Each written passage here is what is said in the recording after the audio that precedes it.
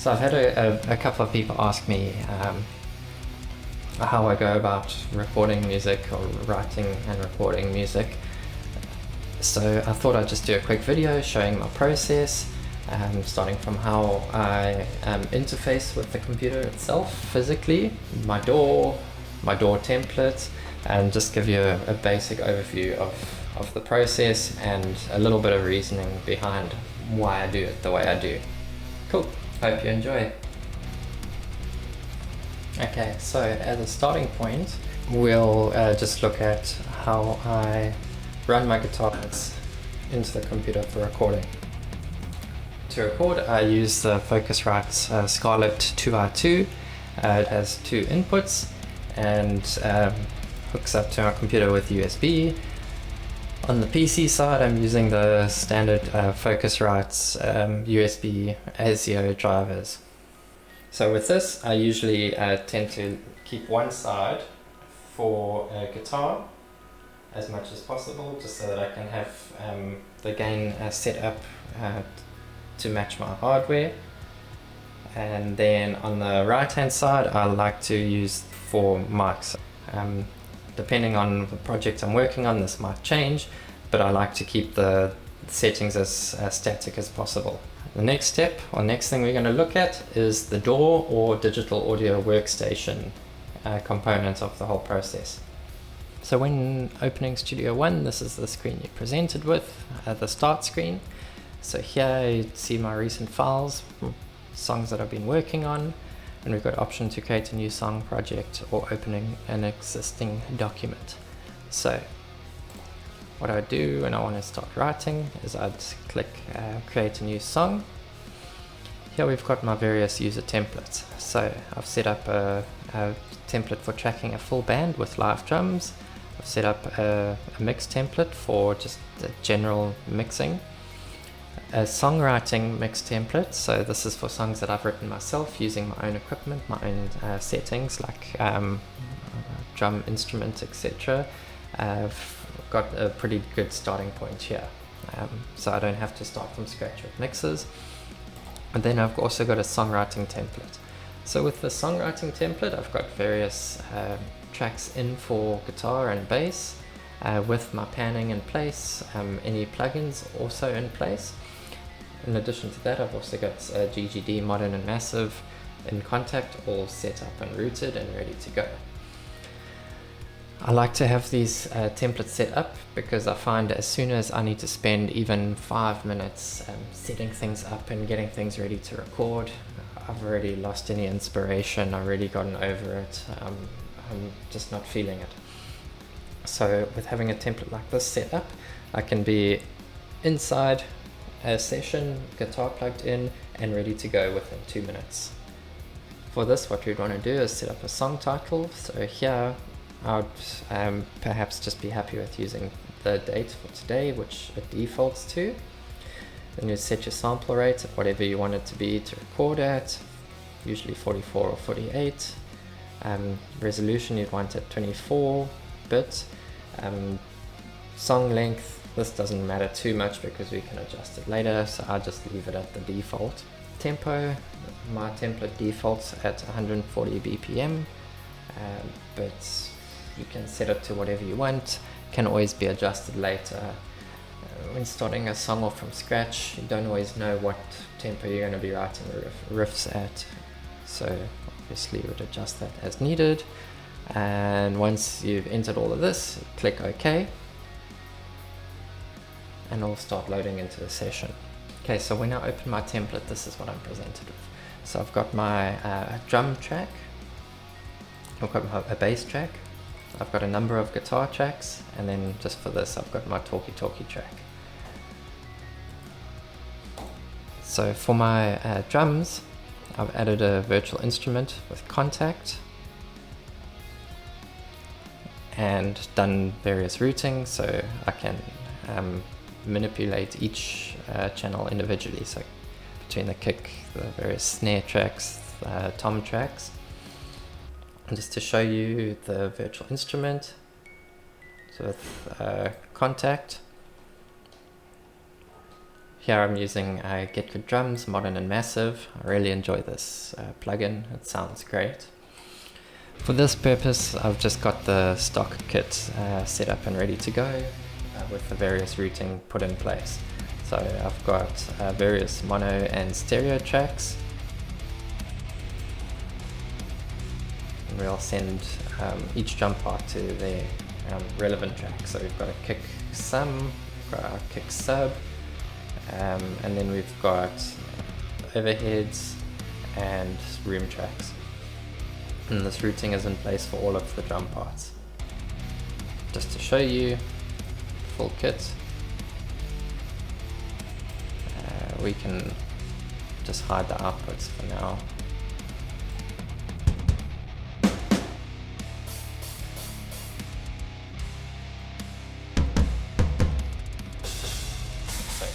So everything plays through the relevant channel.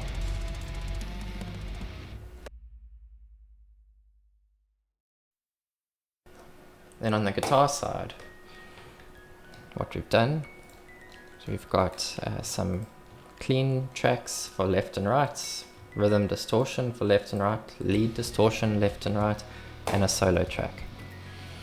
Just looking in the mixer, we've got our various amp sims set up. Right, so because I'm not going to be using the amp sim audio, I'm going to be using my reamp box to send the DI tracks from my DAW through to my pedal board and to my amp and then back into my audio interface. I've just laid out a very simple setup, quick and easy. So in this, I'm just using the Studio One stock Ampere amp simulator. So for my clean rhythms, I've just got a dual rectifier set up. On the channel 2, tube screamer, very simple, very usable sort of tone. So just to give you an idea of how it sounds.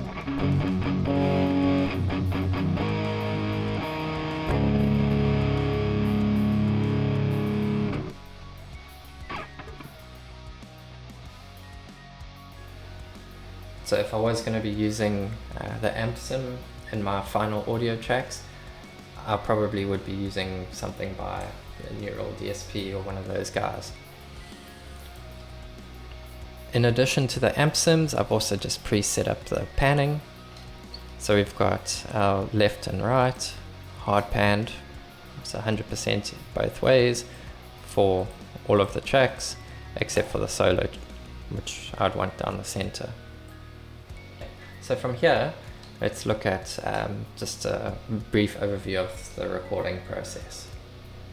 So usually what I would do is have an idea or some guitar parts that I'd have good to go and ready to build upon.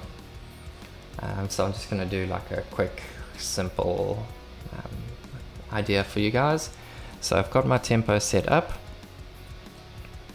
Okay, so we got the left channel armed and ready to record. So let's hit record.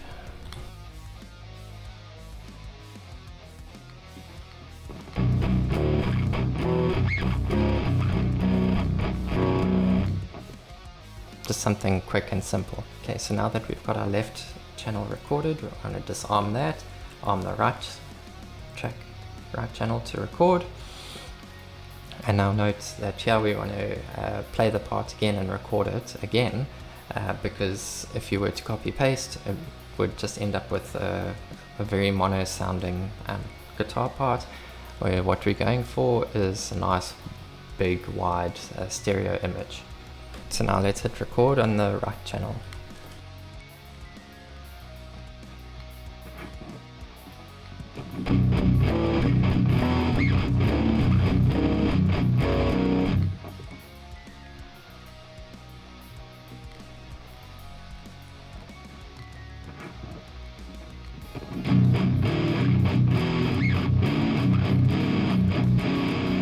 Okay, so now we got the right channel recorded. What we do then is look into programming some drums.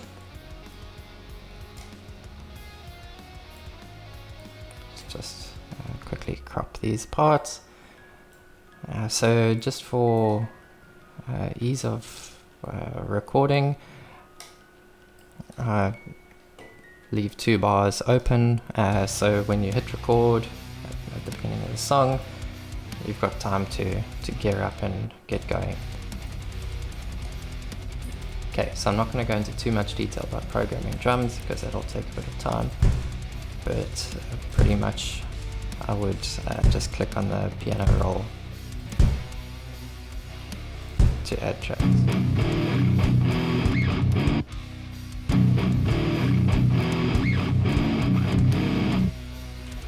Simple like that. So there's plenty of resources online that discuss how to program drum parts.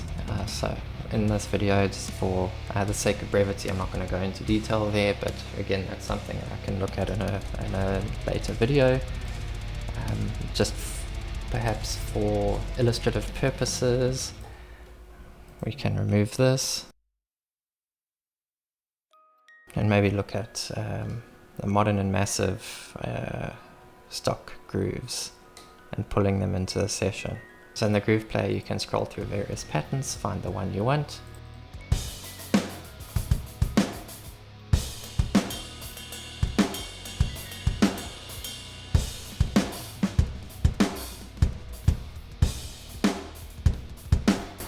Okay, so let's say we're going with pattern number 1.